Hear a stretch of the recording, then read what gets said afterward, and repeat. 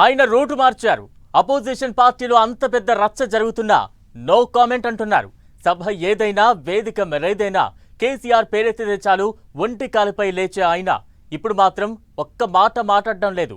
KCR family సహా గులాబీ party internal issues పై అందరికంటే ముందే మాట్లాడే సీఎం రేవంత్ మీడియాలో ఇంత రచ్చ జరుగుతున్నా ఒక్క కామెంట్ చేయకపోవడం ఆసక్తి రేపుతోంది. సీఎం రేవంత్ వ్యూహాత్మక మౌనమా? ఇక నుంచి బీజేపీనే టార్గెట్ చేయాలనుకుంటున్నారా? కేసీఆర్ పై సీఎం రేవంత్ విమర్శల దాడి తగ్గిందా?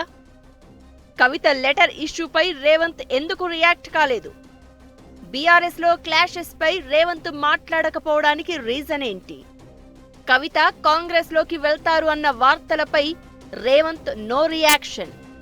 కవిత లెటర్ వెనుక రేవంత్ ఉన్నారన్న ప్రచారం పైన సైలెన్స్. బీఆర్ఎస్ విషయంలో రేవంత్ది వ్యూహాత్మక మౌనమా? CM Revanth Reddy BRS target గానే 10 ఏళ్ల పాటు రాజకీయ పోరాటం చేసి సమయం వచ్చిన ప్రతిసారి గులాబీ పార్టీని, ఆ పార్టీ లీడర్లను కార్నర్ చేస్తూ వస్తూ ఉన్నారు.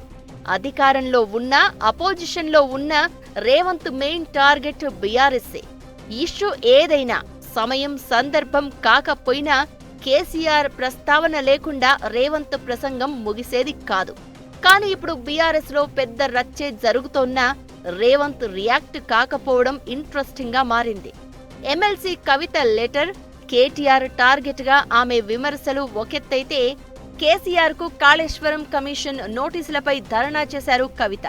అంతేకాదు గోదావరి జలాలు, బనకచెర్ల ప్రాజెక్టు విషయంలో సీఎం రేవంత్ రెడ్డి టార్గెట్ గా మాటల తూటాలు పేలుస్తున్నారు.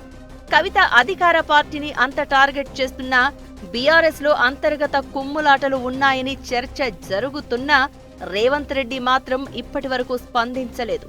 బీఆర్ఎస్ పార్టీకి చెందిన ఏ చిన్న ఇష్యూ పైన అయినా వెంటనే రియాక్ట్ అయ్యే రేవంత్ ఆ పార్టీలో పెద్ద దుమారమే చెలరేగుతున్నా ఎందుకు స్పందించడం లేదన్న చర్చ మొదలైంది. అంతేకాదు కేసీఆర్ కు కవిత రాసిన లేఖ వెనుక సీఎం రేవంత్ రెడ్డి ఉన్నారన్న ప్రచారం జరిగింది. రేవంత్ రెడ్డే కవితతో లేఖ రాయించారన్న గుసగుసలు వినిపించాయి. అంతేకాకుండా కవిత కేసీఆర్ కు రాసిన లెటర్ లీక్ అవ్వడం వెనుక కూడా రేవంత్ రెడ్డి ఉన్నారన్న టాక్ వినిపించింది. ఇదే సమయంలో కవిత కాంగ్రెస్ పార్టీతో టచ్ లో ఉన్నారని ప్రచారం జరిగింది. 6 ఎమ్మెల్యేలతో వస్తాను అని, మంత్రి పదవి ఇవ్వాలని ఆమె కాంగ్రెస్ అధిష్టానం ముందు ప్రతిపాదన పెట్టారనే వార్తలు వచ్చాయి. ఆ ప్రచారాన్ని కవిత కొట్టిపారేశారు. అక్కడితో ఆగకుండా కాంగ్రెస్ మునిగిపోయే నావా, ఆ పార్టీలో తానెందుకు చేరుతాను అంటూ కామెంట్ చేశారు కవిత. ఆమె వ్యాఖ్యలపై మంత్రుల నుంచి హస్తం పార్టీ సీనియర్ లీడర్ల వరకు అందరూ రియాక్ట్ అయ్యారు. రేవంత్ మాత్రం ఒక్క మాట కూడా మాట్లాడకపోవడం తెలంగాణ రాజకీయాల్లో ఆసక్తి రేపుతున్న అంశం. మాజీ సీఎం కేసీఆర్ కు సంబంధించిన ఏ అంశంపైనైనా క్షణాల్లో రియాక్ట్ అయ్యే సీఎం రేవంత్ ఈసారి కేసీఆర్ కుటుంబంలో అంతర్గత కుమ్ములాటలు నడుస్తున్నా ఎందుకు స్పందించడం లేదు అన్నది అందరిలో మెదిలే ప్రశ్న. అందులోనూ BRS working president KTR target గా కవిత చేసిన విమర్శలు, ఆరోపణలపై రేవంత్ రెడ్డి తప్పనిసరిగా రెస్పాండ్ అవుతారని అంతా భావించారు. బీఆర్ఎస్ పార్టీలోని అన్ని అంశాలపై నేరుగా మాట్లాడకపోయినా కనీసం మీడియాతో చిట్ చాట్లోనైనా స్పందించే రేవంత్ ఈసారి ఎందుకు మౌనంగా ఉన్నారు అన్నదే రాజకీయ వర్గాల్లో ఆసక్తి రేపుతోంది. కనీసం కవిత కేసీఆర్ కు రాసిన లేఖ వెనుక సీఎం రేవంత్ ఉన్నారన్న ప్రచారం జరిగినప్పుడైనా ఆయన స్పందిస్తారని రాజకీయ వర్గాలు భావించాయి. కానీ రేవంత్ సైలెంట్ గానే ఉంటూ వస్తున్నారు.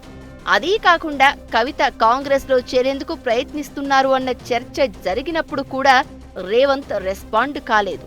తాను జైల్లో ఉన్నప్పుడు బీఆర్ఎస్ పార్టీని బీజేపీలో విలీనం చేసే ప్రయత్నం జరిగిందని కూడా కవిత చిట్ చాట్ లో చెప్పుకొచ్చారు.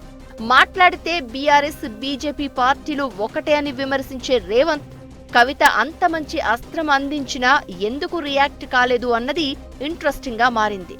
ఈ అంశాల్లోనే కాదు, బీఆర్ఎస్ అధినేత మాజీ సీఎం కేసీఆర్ కు కాళేశ్వరం కమిషన్ నోటీసులిచ్చిన అంశం పైన ఇప్పటి వరకు రేవంత్ రెడ్డి స్పందించలేదు.